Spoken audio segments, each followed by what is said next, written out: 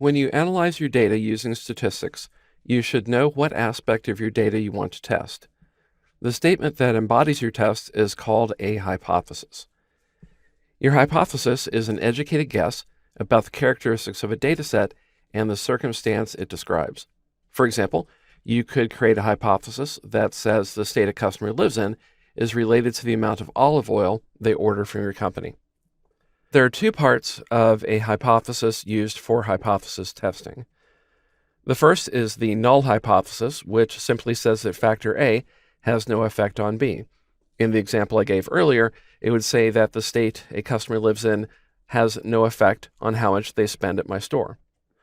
The alternative hypothesis says factor A affects B, so the state that a customer lives in does affect how much they spend at my store. An alternative hypothesis can be directional or non-directional. A directional hypothesis looks at either a value that is greater than or less than a target.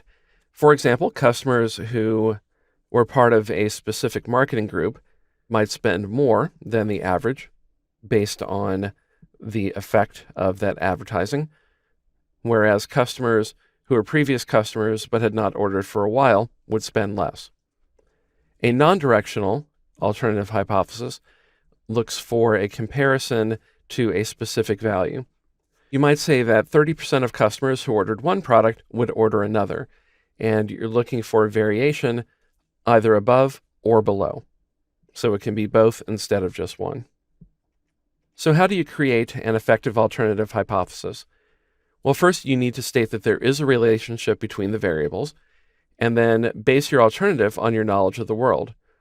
For example, if you believe that your advertising campaign will make a difference in sales, you need to state that.